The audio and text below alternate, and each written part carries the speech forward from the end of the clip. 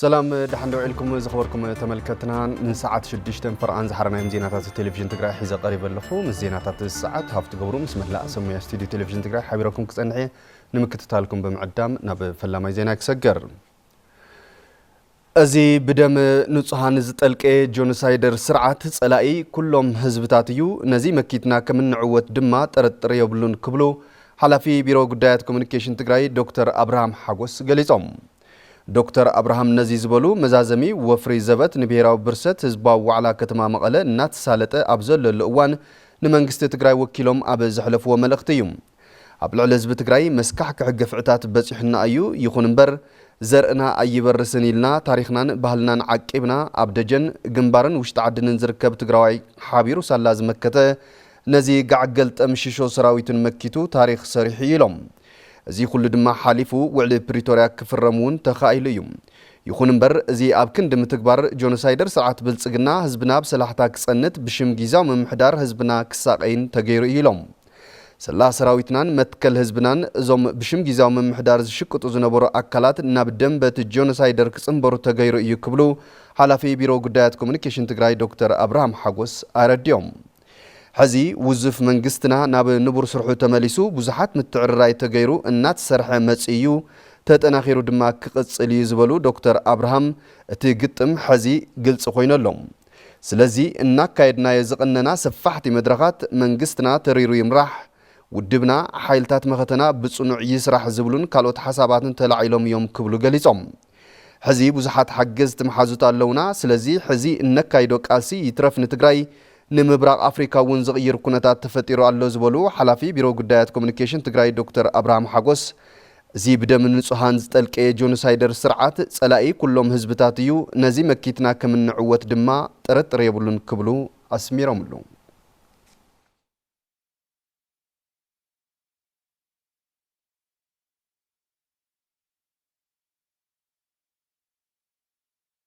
وانا اوديتر كلل تግራይ نزبلص اوديت حدشتي اودادباتات بمتتاو كمز سرح حلافي وانا اوديتر تግራይ ايته كبروم فسايه ገሊጾም ኣብ ትግራይ ነጻነትን ተሓታትነትን ዘለዎ ዳይነት ንክህሉ ይስራሕ ከምዘሎ ፕሬዚደንት ላዕለዋይ ቤት ፍርዲ ትግራይ አይተ መንግስቱ ተክላይ አፍሊጦም ሻድሻይ ዘመን መበል ሻውዓይ ስሩዕ ጉባኤ ቤት ምኽሪ ብሔራዊ ክልላዊ መንግስቲ ትግራይ ጸብጻበ ቤት ዕዮ ኦዲትን ላዕለዋይ ቤት ፍርድን ገምጊሙ ገብረ እግዚአብሔር ገዳሙ ተወሳኺ ዘሎ ቤት ምኽሪ ብሔራዊ ክልላዊ መንግስቲ ትግራይ ጸብጻብ ኦዲትን በጀትን ትግራይ ዘተ ይኾይኑም ኣብቲ ጸብጻብ ድማ ኣብ 108 ኣብያተ ዕዮ ስሩዕን ፍሉይ ኦዲትን ከም ዝተኻየደን ብፍላይ ድማ ኣብ ምሕደራ ጥረ ገንዘብ ውዝፍቲ ኣካባቢ ሒሳብ ሕጊ ዘይተኸተለ ኣፈጻጽማ ክፍሊት ንፍጻም መምርሒ ዘይተኸተለ ዕድጊትን ዘይምዑር ምሕደራ ንብረትን ከም ዘሎም ሓላፊ ዋና ኦዲተር ትግራይ ኣይቶ ኮሮም ፍስሓየ ገሊጾም እዚ ስሩዕን ፍሉይ ኦዲትን ክነካይድ ከለና ብፍላይ ፍሉይ ኦዲት ዝተኻየደለን ኣብያተ ዕዮ حقاو حسابات محاور منجست تنقسقسا استغبر ايو يخون امبر اطاقما محدرون سفحت صقامات زنورو نوديت معري كيخون تغير استسرحي مخنياتو ابيات عيو ناي سراح صبصاب ريبورت زي يدالوا مخانن بولق حلفت المتحاورت تئزاز اسرارها بمطحاس استسرح مخانو مرداتا سندات بقليلو زي يركبن زي يتحازن مخانو ገንዘብ መንግስቲ ካብ መስርሕ ወጻኢ ዝተንቀሳቀሰ ናይ ባንክ ምንቅስቃስ መረዳእታ ዘይተረኸበ ምዃኑ ተደለይቲ ሰባት ብቐረባ ዘይርከቡን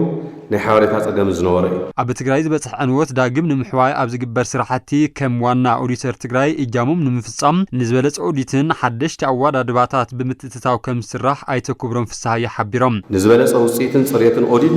ቀጻሊ ኩነታት ትግራይ ዝጣዓም ሓደሽቲ ኣዋዳድባታትን ኣሰራርሓታትን ناوزو ملكة أكل بمقرابن ناوزو استخبار بيت مخرزي بمقرابن كنسرح كم جزعيو حيزنا ناوزو جزاز قرنا مهنا نما لخت ندلي عبالات بيت مخرج ما قبل علم رداءات زيهم كاب ممرح وصاي خفلي زفص مخانم زي معرم حدرا قبل علم خطولو تكالات حتى نتكراجت حاتيتهم بتمساسالي بيت مخرج ابصاب العلواي بيت فرد تግራይ 2018 عامه مرز زتين تخون نتصبصاب زقربو بريزيدنت العلواي بيت فرد تግራይ ايتو منغست تخلاي تلمتات بموصا عقم مررحان فصمتن بمعواي سلوت ግልጋሎት ዳይነት كله كم استقبلن سرعات ዳይነት ንምሕያሽ كم تسرحن ገሊጾም ናይ ማንዋል አሰራርሓ ናብ ዲጂታል ንምቕያር ናተሰርሐሉ كم زركب زقلتو عيتم منقسم كم تقم دما واحد ديانو تقم قراب تخصصتن مساخرن سلوط قلقالو داينت كيهلو كم عنكفات يخونو مهلاو من ملاخيتهم حقن مرداتان راح مسألة بمقبار فردن وسانن كوهاب بمزعرن استسرحن تخون كم حادثر قصرو بمهاب أخول مدالو قزي زي مفكات أو تمساسالوانين استفلالي وسانن مهاب بزو مساسلو قدلات زقلت حسرات زلو ومقانقن لبخ بهالي الباب سلازي إذا زعوا لعل تقردو هايوو بسلطناتاتن حكيمياتن البلكا كسرح لزقبا مقانو باقواو مردا يقبا كم تزفلت الغينات أبزنورو عمدات قلقالو دراينات نخلو تبزحين كخون مسفح زرقها عبايات فردي كم مسفح زرقها عبايات فردي جميلو سفحت سراحتي إنا تسرحو مزيمي بزبيل كاون بزها عبايات فرد تقراي 130 كوزح كيليو أب مودعات بيت مخري شموت 15 دانو العلوي بيت فرديم شموت 33 مأخلاي أبيات فرديم شموت 110 دانو وردا أبيات فردي كمون 54 ريسترارات وردا أبيات فردي شموت عزدي غيوم ኤጀንሲ መራኸቢ ሓፋሽ ትግራይ ብቐጻልነት ዝሰርሖም ስራሕቲ ብመንጽር ምዕዋት ብሄራዊ ህልውና ህዝቢ ትግራይ እናተቃነዩ ከም ዝኾነ ኣካየዲ ስራሕ ኤጀንሲ መራኸቢ ሓፋሽ ትግራይ ኣይተ ኣባዲ ገብረስላሴ ገሊጾም እዚ ዝተገለጸ ቤት ምኽሪ ብሄራዊ ክልላዊ መንግስቲ ትግራይ ጸብጻብን ቀጻሊ ኣንፈታትን ትትካል ኣመልኪቱ ኣብዚ ዘተይሉ እዋን እዩ ገብረ እግዚአብሔር ገዳሙ ብዝርዝር ሒዝዎ ኣሎ ቤት ምኽሪ ብሄራዊ ክልላዊ መንግስቲ ትግራይ ጸብጻብን ቀጸሊ ኣንፈታትን ስራሕ ኤጀንሲ መራኸቢ ሓፋሽ ትግራይ ዘተ ኮይኑም ጸብጻብ ዘቕረቡ ኣካይድ ስራሕ ኤማሓት ኣይተ ኣባዲ ገብረስላሴ ኣብ ዝሓለፈ በጀት ዓመት ከም ትካል ብትልሚ ከም ሰመርሐን ብፍላይ ኣብ ሃይማኖታውን ህዝባውን በዓላት ዝሓሸ ሽፋን ብባሃብ እናሰርሕ ምምጹእ ብምዝኻር ሕዝቡን ብቐጻልነት ስራሕ ስራሕቲ ብመንጽር ምዕዋት ብሄራዊ ህልውና ህዝቢ ትግራይ እናተቃነዩ ክስርሑ ምዃኖም ገሊጾም ኤጀንሲ መራኸቢ ሓፋሽ ትግራይ ኣብ በጀት ዓመት 2018 ዓመተ ምህረት تلم بمدلاو فصمت عقمتات مرداء بمغار ناب سراح اتيو سلازخونه تتكال بتلمز مرح منبارون اب تحساسوان الرأيان كم اون مياو عقمي امرارحان سوميان نزولو خفتات نمفتحون نهنصات حيل سب قول حتى بمهاب سلطناتات توايو بارأيو معروي زخونه صبو عقمن كእለትን كم اون توغسو ناي سرح زلو سرحتኛ قليل يكونن نزب قصالون بمتنخار اتسرحتኛ نايمان نهزب تግራይ ዝጠቅም ስራሕ ክሰርሕ ከም ዝኽእል እቲ ናይ መኸተ ታሪኹን ሕዝቡን ጀሚርና የዘለና ስራሕ እኹል ምስክር እዩ ኩሎም ንሰርሖም ስራሕቲ ብመንጽር ምዕዋት ብሄራዊ ህልውና ህዝብና እናተቃነዩ ዝስርሑ ዘለዉ ኮይኖም በብእዋኑ ምስ ዝምዕብል ዘሎ ኩነታት ምኸተና ዝጣዓም ኣጀንዳን መደብን እናቀረጽና ምኻድ جميرنا لنا كم تكال أب استراكتر زولو زي معري أسرار حمهايام زمناوي تكنولوجيستا زي مهلاون كالو تسقماتن كم زولو بمقلاس حزينة تسقم نفتح دما بورد اي محات كم 16 ديوم أوداد بقى جنس مرحة حفاش تقراي حزو النتي كم بيهر زلنا ناي ميديا عقمي نمشكام زخيل تكالاو شمن أوداد بان زيولو أولي علم قانو كابتي أوداد بان ازتقعد استراكتر مهايا سرحتنياتات دما نميديا زي متنن أفزاز دما بسيفل سيرفيس فيدرال زتبلاشون سرعة مسرت غيرو استسرحن سلازي كونه أف سرحتنياتاتنا قرعناتن قريتاتاتن زفتر زلو نصقم افتم زحلف وارح مس بيرو سيفل سيرفيس بمرداء نقاليهم زقاللنا يوم كانت خونه حزون ستراكشر ما اخل طرعن قريتان كوينو قصيللو ازوم صقمات ايمحات ببوردون ناتمرح مس زي ممصو تاساسيرو كفتحون كقالولون زغبوم صقمات كلهم ناتاكو زمصو خينوم حزي بورد ايمحات بمسرت ممطايش اواج تطايش سلازلو ازوم صقمات اب حصير اوان مس ملكتهم بورد مرارحه سيفل سيرفيسن كالوت اكالاتن مردا بمغار بسوميا مصنعت تخايدلو حصص مفتح زطلو مخانو ገምጊምና የለና መስሙልከቶም አካላቱን መርዳ ገርና ለና ካብ አባላት ቤት ምክር ድማ ምስ ሽፋን ሚዲያን ተበጽሕነትን ነጻነትን ኣብ ህዝባውነትን አመልኪሶም ሕቱን ሪኢሶን አቅሪቦም እዮም ኤጀንሲ መራኸቢ ሓፋሽ ትግራይ ወይ ከዓ ኤማሓት ናይ ህዝብን መንግስትን ሚዲያ እዩ ስለዚህ ንህዝብ ተኣማኒ ኮይኑ ኣብ ምስራሕ እንታይ እዩ ዝመስል በብግዚኡ ስራሕቱ ይግምግም ዶ ኣሰራርሑን ኣካይዱን ይፍትሽ ዶ ኣብ ኔትወርክ ዘይኣተወለን ከባቢታት ወይ ከዓ ወረዳታት ሽፋን ተበጻሕነቱ ዝተቐመጠ ኣንፈት እንታይ ይህሊ ዝብልዩ ሕዚ ከም ትካል ህልውነቱ ህዝባዊ ግንኡ ብሙሉእ ተረጋጊጹ ድዩ ካልኣይ ናይ ሚድያ ሽፋን ኣብ ከባቢ መቐለ ይበዝሕ ነቶም ሰልዓል ሕቶታት ድማ ብኣባል ቦርድ ኤምሓት ዶክተር አብርሃም ሓጎስን ኣካይድ ስራሕ ኤምሓት ኣይተ ኣባዲ ገብረስላሴን ምላሽ ተዋሂብዎም ኤጀንሲ መራሒ ተሓፋሽ ትግራይ እንደገና ክሳብ ህዝብ መጽዮሞ ዘሎ ኩነታት እንታይ ዝመስል እንታይ ጸገም ነይርዎ እንታይ ጥንካረ ነይርዎ ትዝነበሮም ሕመቕ ንምስትኽኻል ንምምሕያሽ ህዝቢ ንምቕሓስ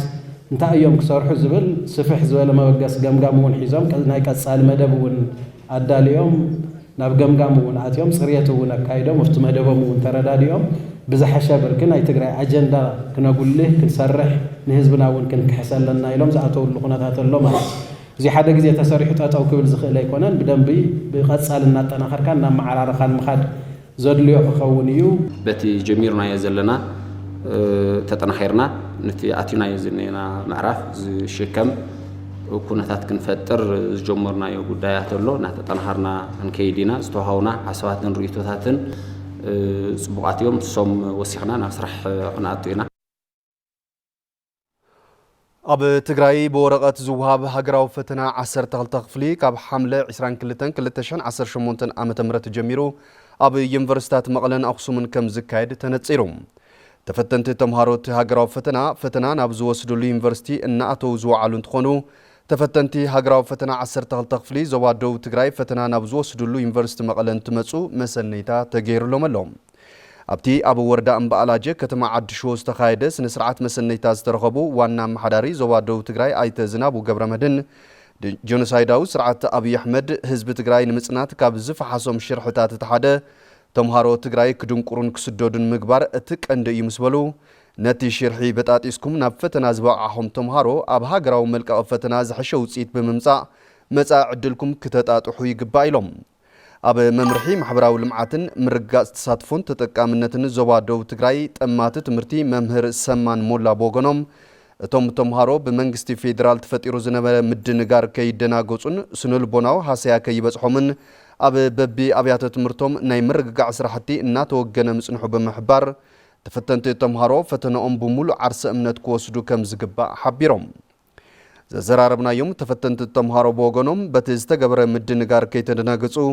ካብቲ ፈተና ዝለዓለ ውፅኢት ኣመዝጊቦም ናብ ላዕለዎት ትካላት ትምህርቲ ንምስግጋር ብዝለዓለ ዓርሰ እምነት ተዳልዮም ከም ዘለው ተዛሪቦም ምስ ሃገራዊ መልቀቕ ፈተና 12 ክፍሊ ተምሃሮ ተዛሚዱ መንግስቲ ፌደራል ዘሕለፎ ውሳነ ፖለቲካዊ ውሳነ ምዃኑን ኣብ ልዕሊ ህዝቢ ትግራይ ብዝተፈላለዩ መንገድታት ናይ ዝተፈጸሙን ዝፍጸሙን ዘለው መጥቃዕትታት መቐጸልታ ምዃኑ ብምርዳእ ከይዲ ይኹን ውፅኢት እቲ ፈተና ብምርኣይ ጸገም እንተሃልይዎ ካቢኔ ብሄራዊ ክልላዊ መንግስቲ ትግራይ ዝውስኖ ውሳነን ዝሓዞ ቅዋምን ንምፍጻም ኩሉ ዓይነት ምድላው ከም ዝተገበረን ይግበር ከም ዘሎን ሕዚ እውን ዘለው ዕድላት ጸንቂቕካ ንምጥቃም ነቲ ካብ 22 ክሳብ 24 ሓምለ 2018 ዓመተ ምህረት ዝውሃብ ፈተና ተፈተንቲ ተምሃሮ ኩለንትናዊ ምድላው ንኽገብሩ ቢሮ ትምህርቲ ትግራይ ናብ ኩለን ወረዳታትን ከተማታትን ትግራይ ኣብ ዝለኣኾ ደብዳቤ ከም ዘፍለጠ ዝዝከር እዩ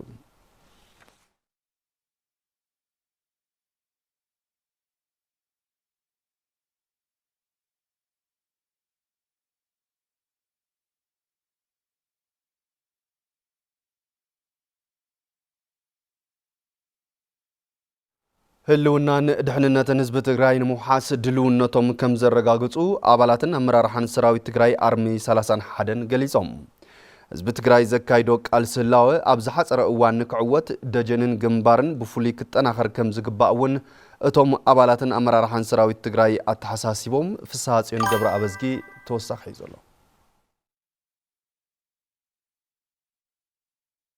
ህልውናን ድሕነትን ህዝቢ ትግራይ ውሕስነ ምግባርን ግዛእታዊ ሓድነት ትግራይ ንምርግጋጽን ዘበት ንብሔራዊ ብርሰት ብዝብል ዝካየድ ዘሎ ምልዓል ተግባራዊ ንምግባር ድልውነቶም ከም ዘረጋገጹ ኣባላትን ኣመራርሓን ሰራዊት ትግራይ ኣርሚ 31 ገሊጾም ፕሪቶሪያ ተግባር ክኽበር ስለ ዘይከኣለ ድሕሪ ዘለና መማረጺ ካብዚ ንላዕሊ እንታይ ዳ ክትሰምዕ ዓለም ፍትሒ ስለ ዘይተረጋገጸሉ ነዚ ፍትሒ እዚ ንኽምልስ ናብ ቃልሲ ክወፅእ ግድን እውን ስለ ዝኾነ ኣካል ቃልሲ ድማ ከም ዝትሪኦ ዘለኻ ሰራዊትና እውን ሙሉእ ድልውነት ኣለና ማለት ብዙሕ ሰብ ብጥሜት ይሃልቕ ኣሎ ዓድና ይተመለሰናይ ዘለና መማረፂ ግን ጠንኪርና ክንቃልስ ኣለና ህዝብና ኣይተሓሰን መረቦት ተማዛቢል ዘሎ ነዚ ክንምልስ ከዓ ከም ሰራዊት ተዳሊና ኣለና ሕጂ የቃልሰና ዶ ወይ የቃልሰና ልዕሊ ዓቐን የቃልሰና كم تجارو كم سراويت استوها والقدما بتبعت كم زفصم كعب على النتيه كاوزين لا الخال ايموت سلازي لا وصينا تقاليسنا مريتنا خنا ملسلنا بزبل افتو زوهاو سلطنان افتو زغوره سلطنان بوقع بزخونه سلطنا لا حدت مرت زوصحنا لمنجد يزل حزبن سراويتن تግራይ ምንተ ሰላም ብዙሕ ተዓጊሱ እዩ ሕዝውን ድሌት ሰላም መትከሊ ዝብሉ እቶም አመራርሓን አባላትን ሰራዊት ትግራይ ይኹን እምበር ጆኖሳይዳዊ ስርዓት አብይ አሕመድ ዝገብሮ ዘሎ ሽርሕ ጥፋት ንምዕጋት ንጹር መቃለስ ዕላማ ስለዘለና ሕድሪ ብጾትና ጽኒዕና ክንቃለስ ድልዋቲና ኢሎም ዘይተዛዝምዕና ክንዛዝም ከም ሰራዊት ልዕል ሓደር ኣለና ያው ናይ ስዋዕትና ሓደራውን ኣለና ቶም ጀጋንና ንትግራይ ኢሎም ስለዝቆሰሉ ስለዝተሰው ዓይኖም ሙሉ አካሎም ስለዝኸፈሉ نحنا ون نتقرأ لنا الدولة لنا. نياتهم حدري أو شافوا خنا وصحينا مالتي أديتاتنا نبيعنيين حزون السبب أم ترى شو خنا وصحينا أنا نبلا لنا خمس سراوي تقرأ. حدر بصوتنا هن ولت لنا بزي مغنيات يكون دحرينا قريفنا يوم مثلا تامريت تانا يتقرأ مريت نحنا أين خنا ملسان زي تيملسنا لدحريت ملس الليلن حزون سراويتنا حد عينتي زلهم أو قام حنتيا مريت تقرأ كنا ملس تقرأ كنا ملسينا. توم بصوتنا زولنا توم بصوتنا زهونا حدر عن سلزل نسخة خاو مرخ أول سلزي خل حدر سماعتنا نتقارر ترحنا بدي دويلنا زلنا. حزب تقرأي مريتو تقراريسو أبي كبيد حدا جهلاوه أبي زللو أوان بفلات يخون بزي فلات مسالة إسرعات بالسجن زخونا أكلات من قصة تقرأي زقربوت أو عيد تقبلهم تقرأي كقدمون أبي جون هزبهم خوينهم كقالسون توم عبالتنا مرار حنسراوي تقرأي جالسهم. سنة من يوم بزخونه أتاليلهم زوصلوا من لو سلذي لما مريت تقرأهم كملصو أنت زي خوين يقولون وجز خفت أنت خوينا لودن لقوال أنت يتنقط على زخين أنت خوين تقرأي كونن سلذي خدت علينا أي كونن تتالي سلذي أبوتها أتخلي ذي حساب لنا من تجاجي كونن من تقرم خون سلذي الله ما تيمنا زنورم قالسين أفت مجمرة وصلوا علامة تملصي أخولهم زدلي حزب تقرأي كايدو قالسلا وكعوت متن خارج جنن جنبارن وسان مخانون أجنزيهم عزون حزب هزين عنا قالسلنا حزبنا ذهبنا عنا نكاسع زلنا نزيد ما حزبنا كافتو زنورا للعلي نتوز مص زلو جناسايدا وحيلي كله ابدغ يكون اوشتي تواديدو نخمكت صاوعيته يقرب افتناي دجنا زلو من لعال سراويتنا ون عبي من لعال فطير ليمو دجنا ون كالي ممارس سلازي ولو حدا عين تردادات حزنا قالسنا ما حدا تغيرنايو حصير معلت خنعوت نخلينا تشاف بالحنايت قالسيتو زين هي سراويت مبر توانا متحاور توانا ناي كوردينيشن سراحتي ويكاتنا وانا ناي دغاف سراحتي زغبر حزبي حزب زي يقول قالسي كعوته يخل ازي امخانو فليت تحزبول تناي مጨረሻን زحصرتن كتكونلنا ምንታውን تحزبي تازلاته ممارصيت نتقالس مدغاف ስለዝኾነ ቃልሱ ደግፍ ክወጽለዎ ዜናታት ቴሌቪዥን ትግራይ በቀጥታ ኣብ ምክትታል ትርከቡ ዝኸበርኩም ተመልከትና ናብ ዝቕጽል ዜና ድማ ከስክረኩም ህዝብ ትግራይ አጽኒቶም ኣብ መቃብሩ ክዕንድሩ ንዝብህጉ ጸላእቲ ብምቕባር ህላው ህዝብ ትግራይ ንምሓስ ዓቕምታት መኸተ ምጥንኻር ከም ዝግባ ኣዛዚ ግንባር ደቡብ ተጋድላይ ዮሐንስ ወልደ ጊዮርጊስ ገሊጾም እዚ ዝተገለጸ ዘበት ንብሔራዊ ብርሰት ብዝብል መርሓ ሓሳብ ኣብ ዞባ ደቡብ ትግራይ ዝተፈላለዩ ክፋላት ሕብረተሰብ ክሳተፍሉ ዝቐነዩ መዛዘም መድረኽ ኣብ ዝተሳለጠሉ እዋን እዩ ንጸብጻብ ሃፍቱ ብስራት ገብረ መስቀል ኪሮስ ክቕጽል እዩ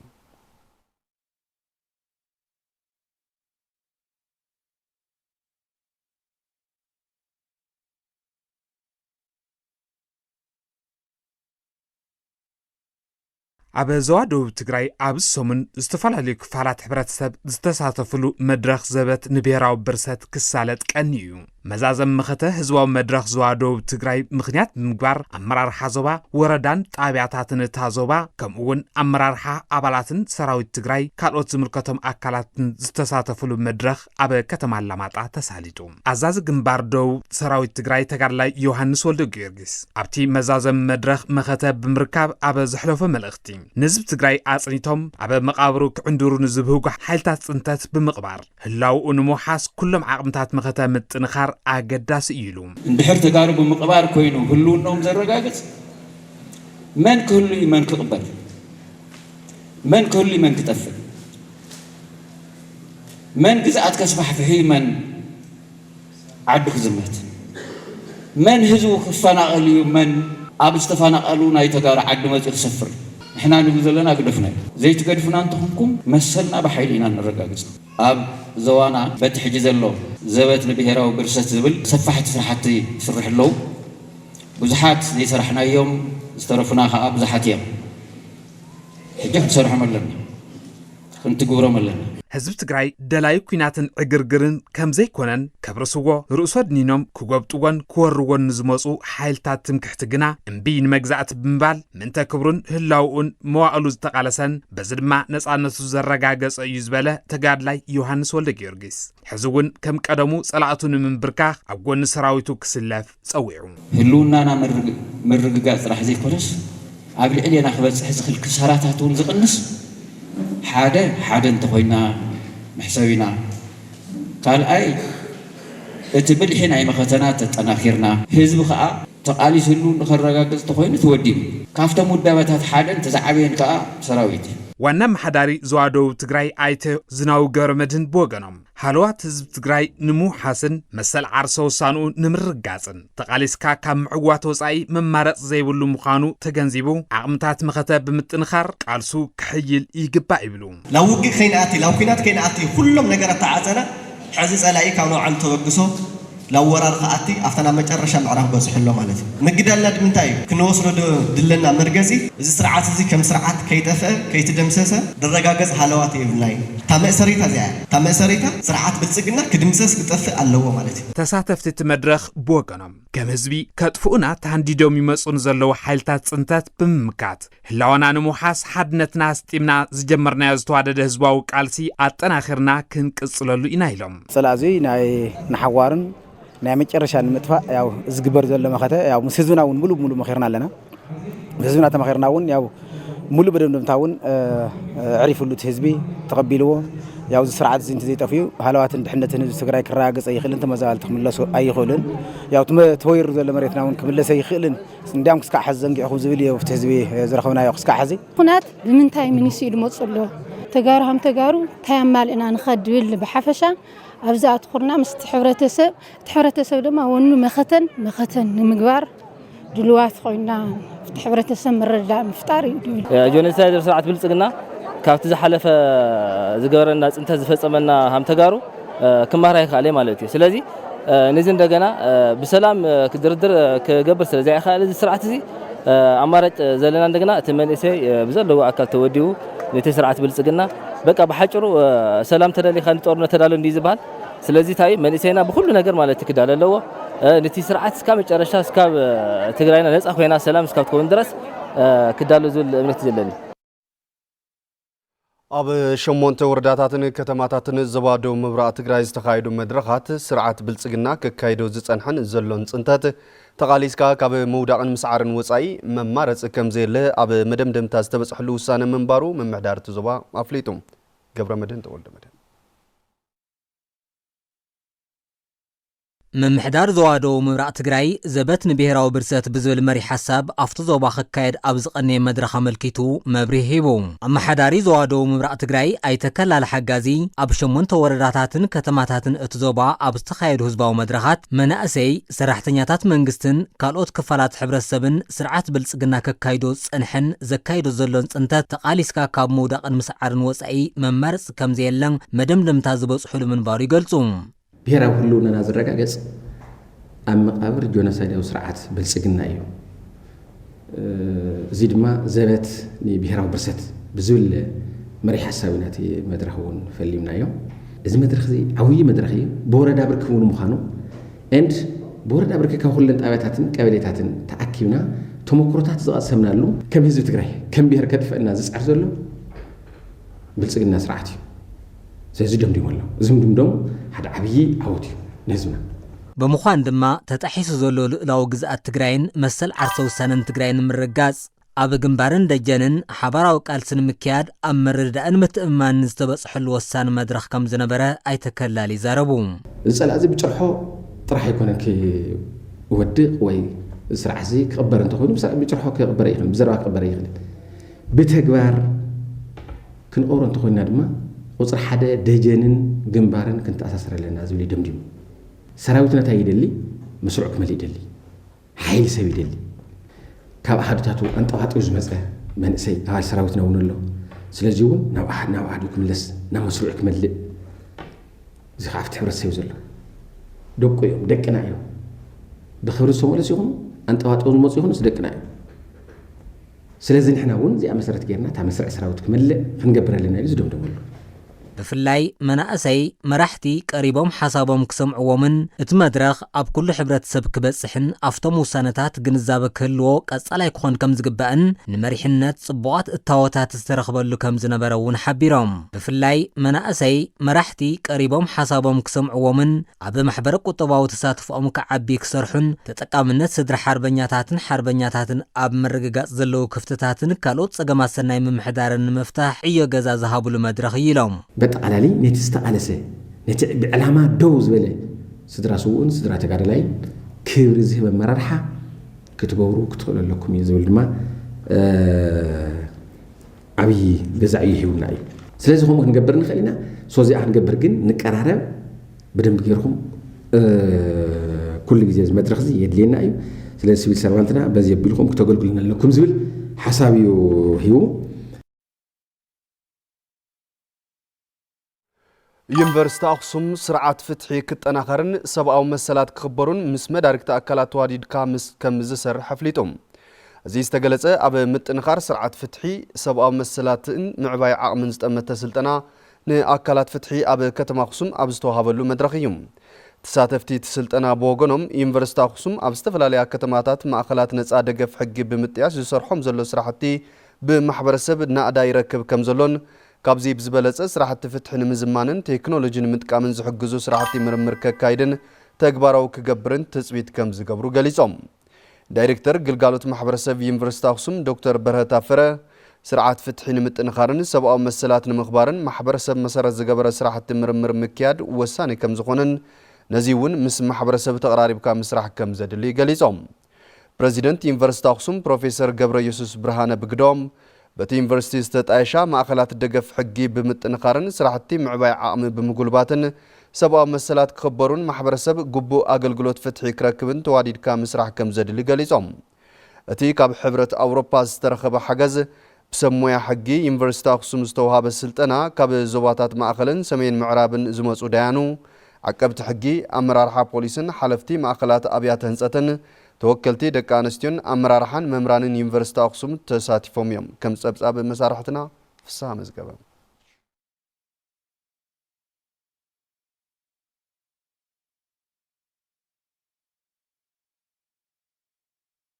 ዝኸበርኩም ተመልከትና ንሰዓት 6 ፍርኣን ዝሓረናዮም ዜናታት ቴሌቪዥን ትግራይ ዞም ክሳብ ሕዚ ዝተኸታተልኩሞም ይመስሉ ነይሮም ስለቲ ምክትታልኩም ክብረት ያብልና በብዘለኹሞ ብሩኽ መዓልቲ